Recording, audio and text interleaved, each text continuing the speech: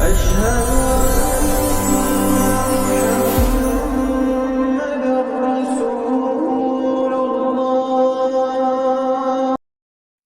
اللہ الرحمن الرحیم۔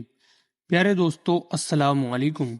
دوستو، آج کی اس ویڈیو میں ہم آپ کے سامنے حضرت نوح علیہ السلام کی زندگی کا مکمل واقعہ بتانے والے ہیں۔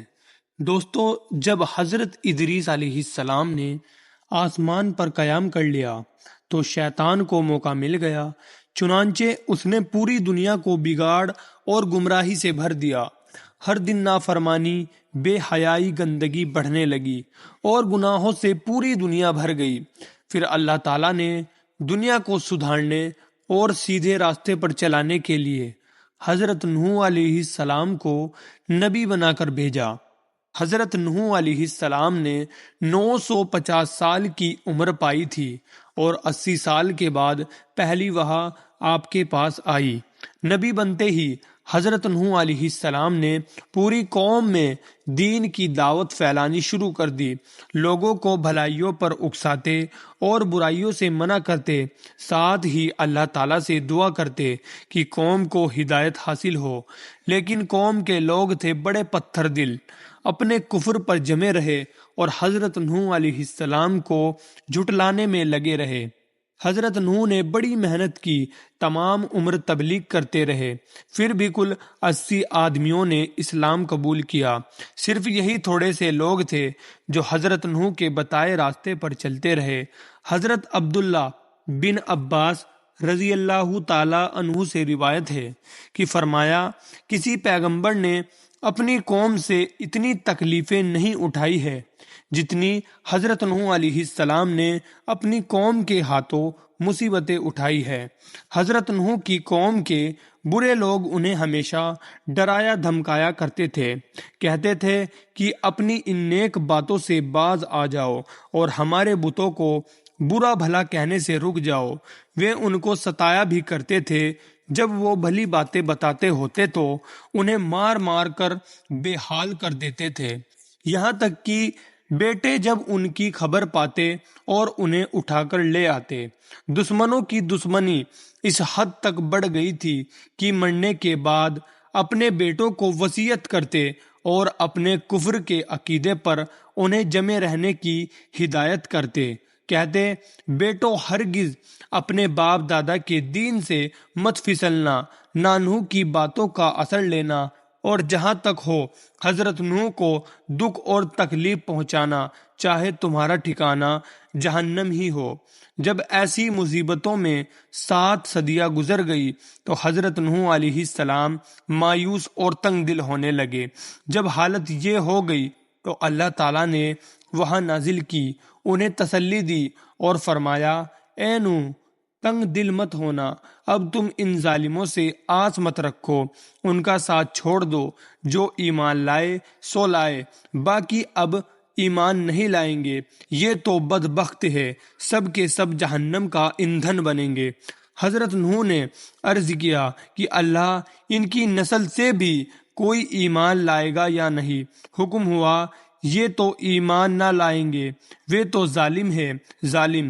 پھر بھی حضرت نوح نے محبت اور لگاؤ کی وجہ سے اور اس لیے بھی کہ کوئی الزام نہ دے، فرمایا کہ اے لوگو، ایمان نہ لاؤ گے تو یہ سمجھو کہ اللہ کا عذاب آیا۔ قوم نے کہا، ہم تو ود، سوا، یوگس اور یعوق کے جو ہمارے بت ہیں، ان کی محبت اور ان کی پوجا ہرگز نہ چھوڑیں گے۔ تم ایک خدا کی عبادت کی بات کرتے ہو تو اس کے خلاف ہم تو انہی بتوں کو پوجیں گے۔ تم جو ہم سے ہر وقت بحث و تکرار کرتے ہو تو پھر ٹھیک ہے، تم اگر سچے ہو تو لے آؤ اپنے رب کا عذاب، ہم اسے سمجھ لیں گے۔ حضرت نوح علیہ السلام مایوس ہو گئے اور دشمن اپنی دشمنی میں اکڑتے رہے تو حضرت نوح علیہ السلام نے بڑی ہی نرمی اور عزیزی کے ساتھ اللہ کو پکارا اور کہا، اے خدا، جب میں ان کو تیری تابعداری اور بندگی کی طرف بلاتا ہوں تاکہ تو انہیں بخشے، تو یہ تو اپنی اکڑ میں کانوں میں انگلیاں ٹھوس لیتے ہیں، اپنے چہروں پر کپڑے ڈال لیتے ہیں اور میری بات سنتے ہی نہیں بلکہ اپنے کفر اور تیز ہو جاتے ہیں، تو اب یہ بندہ مجبور ہے، تو تو ہر ایک پر قدرت رکھتا ہے، تو اے خدا غارت کر دے ان دشمنوں کو، ان انکاریوں کو، اور ان کے ملک اور ان کے علاقوں کو مت چھوڑ۔ حضرت نوح کی یہ آواز اللہ نے سن لی، عذاب کا فیصلہ ہو گیا کہ اس قوم کو طوفان سے ہلاک کر کے پانی کے راستے سے دوزخ کی آگ میں ڈالیں گے، اور حضرت نوح اور ان کے ماننے والوں کے لیے یہ فیصلہ ہوا کہ انہیں ہم اس عذاب سے بچائیں گے اور ناؤ میں بٹھا کر طوفان سے محفوظ رکھیں گے۔ اس فیصلے کو عملی جامہ پہنانے سے پہلے قوم پر قحط پڑا اور نسل جانے کا سلسلہ رک گیا۔ اس کے بعد اللہ کے حکم سے حضرت جبریل نے ساج کا پیڑ بونے کا حکم دیا۔ 20 سال کی مدت میں یہ پیڑ خوب بڑا ہو گیا۔ پھر جبریل نے بتایا، اب اس پیڑ کی لکڑی سے ناؤ بنانا شروع کر دو۔ حضرت نوح علیہ السلام نے ناؤ بنانی شروع کر دی۔ حضرت نوح علیہ السلام کو یہ نیا کام کرتے دیکھ کر دشمنوں کو ان کو ستانے اور چڑھانے کا موقع مل گیا۔ حضرت نوح علیہ السلام کا مذاق اڑاتے ہوئے کہتے، اے نوح، اب تم نبی کے رتبے سے گر کر بڑھائی کب سے ہو گئے ہو؟ کیا پیغمبری کے کاموں سے اکتا گئے ہو؟ ناؤ تو بنا رہے ہو، مگر پانی کہاں سے لاؤ گے جس پر یہ ناؤ چلے گی؟ حضرت نوح علیہ السلام نے فرمایا، تم تو اپنے انجام سے بے خبر ہو، دنیا میں ایسے پھنسے ہو کہ آخرت کی خبر ہی نہیں تم کو۔ تم تو آج ہمارا مذاق اڑا رہے ہو، لیکن خوب سمجھ لو کل ہماری باری آئے گی، ہم تمہارا مذاق اڑائیں گے۔ اس طرح حضرت نوح اپنی ناؤ تیار کرنے میں جٹے رہے۔ جب ناؤ تیار ہو گئی تو انہوں نے تختوں کے جوڑ پر ہر حصے میں روغن کیل لگایا اور اللہ کے حکم کے مطابق شمشاد کے تختوں کا تابوت حضرت آدم کے مبارک جسم کے لیے بنایا، اور اسی وجہ سے سچے محافظ یعنی اللہ نے ان کے جسم کو طوفان سے بچایا۔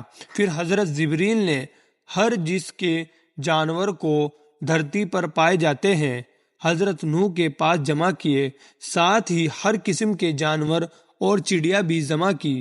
حضرت نوح نے ہر ایک جانور کا ایک ایک جوڑا لے کر ناؤ میں چڑھایا۔ حضرت نوح کے جتنے دینی ساتھی تھے انہیں بھی ناؤ میں سوار کیا۔ جب یہ 82 لوگ ناؤ میں داخل ہوئے اور ان کے تمام سامان بھی لد گئے، تب اللہ کا عذاب شروع ہوا اور تنور سے پانی کا فوارہ نکلنا شروع ہوا۔ حضرت نوح کی 42 بیوی اور ان کا بیٹا کنعان ناؤ پر نہ آئے۔ کنعان نے تو کہہ دیا، میں کسی پہاڑ پر پناہ لے لوں گا۔ حضرت نوح بولے، اس سے کام نہ چلے گا، نہ پہاڑ کی پناہ کام دے گی، نہ کسی جھاڑ اور پودے کی، اس لیے بیٹے تم اب بھی آ جاؤ۔ لیکن وہ نافرمان بیٹا نہ مانا۔ اسی بیچ ایک موج آئی اور اس نے اس کو بھی ڈبا دیا۔ حضرت نوح کو اس کے ڈوبنے پر بڑی دیا آئی، عرض کی کہ یہ میرا بیٹا اپنوں میں سے ہے، اور یہ اللہ تو نے اپنوں کو بچانے کا وعدہ فرمایا تھا، امید ہے تو اپنا وعدہ پورا کرے گا۔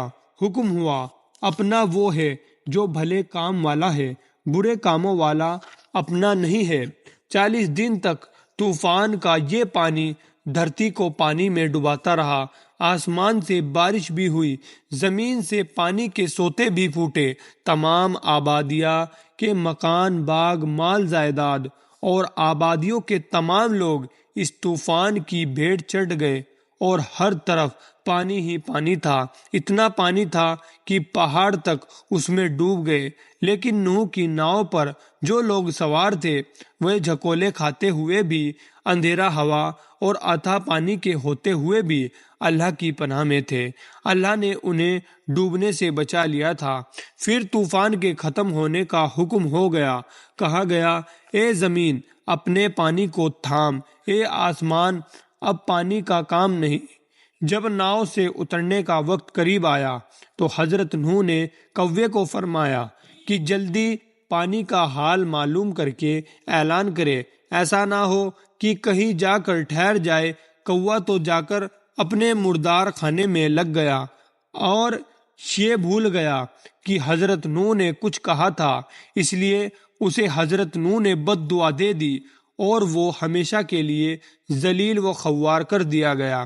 اپنی نافرمانی کی وجہ سے مردار خانہ اس کے حصے میں لکھ دیا گیا۔ پھر کبوتر کو حکم دیا گیا کہ وہ پتہ لگائے۔ یہ زیتون کے پتوں کو چونچ میں لے کر واپس آیا۔ پتوں ہی کی بنیاد پر حضرت نوح نے یہ اندازہ لگایا کہ پانی اب کافی کھسک گیا ہے اور اب پیڑوں کے سر پانی سے ظاہر ہو گئے ہیں۔ اس خبر سے دل کا غم اور رنج دور ہوا۔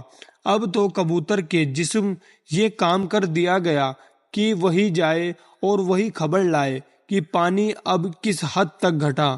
کبوتر ہر دن اڑتا اور پانی کی کمی کی خبر کسی نہ کسی طرح پہنچاتا تھا۔ ایک دن کبوتر کے کانوں میں کیچڑ لگی ہوئی تھی۔ یہ اس بات کا ثبوت تھا کہ زمین پر سے پانی بالکل ہی کھسک گیا ہے۔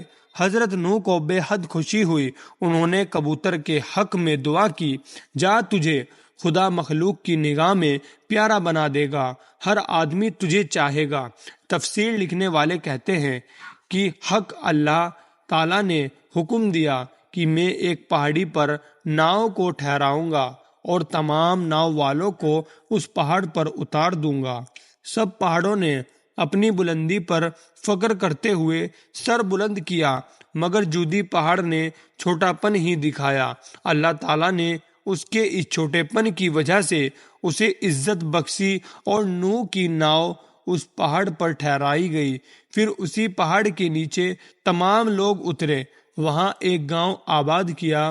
طوفان کے عذاب سے پناہ ملی، اس پر بے انتہا خوشی ظاہر کی۔ اس گاؤں کا نام سوکے امانین تھا۔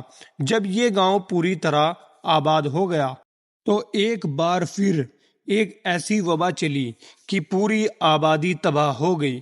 صرف حضرت نوح اور ان کے 3 بیٹے باقی رہ گئے، حام، سام اور یافیس۔ باقی سب فنا ہو گئے۔ اللہ تعالیٰ نے وہاں بھیجی کہ میں نے تیری قوم کو کفر اور نافرمانی کی وجہ سے ہلاک کیا۔ اب جو بچے ہیں ان کو طوفان جیسے عذاب کا شکار نہ بناؤں گا۔ پھر اللہ تعالیٰ نے حضرت نوح کی نسل میں ایسی برکت رکھی کہ 40 سال کی مدت میں ہزاروں شہر آباد ہو گئے اور گاؤں کی تو کوئی گنتی نہ رہی۔ حضرت نوح نے ملک شام، فارس، خراسان، عراق وغیرہ کے علاقہ شام کو دے دیے، پشچمی ملک حبشہ وغیرہ حام کو دیا اور چین، ترکستان وغیرہ یافیس کو دیا۔ ایک دن جبریل اور اسرائیل نے حضرت نوح سے پوچھا، اس لمبی عمر کے پانے کے بعد تم نے اس فانی دنیا کو کیسا پایا؟ کہا، دھوئیں کی طرح کہ تھوڑی دیر رک کر ایک دروازے سے داخل ہوا اور دوسرے دروازے سے نکل گیا۔ جب حضرت نوح بیمار ہوئے اور انتقال فرما گئے تو ان کے بیٹوں نے ان کو بیت المقدس میں دفن کیا۔ وہ ان کی جدائی سے بے حد پریشان اور غمگین رہے۔ حضرت نوح کو دوسرا آدم، شیخ الانبیاء اور نبی اللہ بھی کہتے ہیں۔ حضرت نوح سچے پیغمبر تھے۔ وہ ہمیشہ اپنی قوم کو اللہ کی خوشی حاصل کرنے کی طرف بلاتے رہے۔ وہ بڑے عبادت گزار تھے، دن میں 300 رکعتیں پڑھتے تھے اور اللہ کے دربار میں ہمیشہ سجدے کرتے تھے۔ روایت ہے کہ ناؤ میں بیٹھے لوگ بو اور گندگی سے بڑی تکلیف اٹھا رہے تھے اور سمجھ میں نہیں آتا تھا کہ کیا کرے۔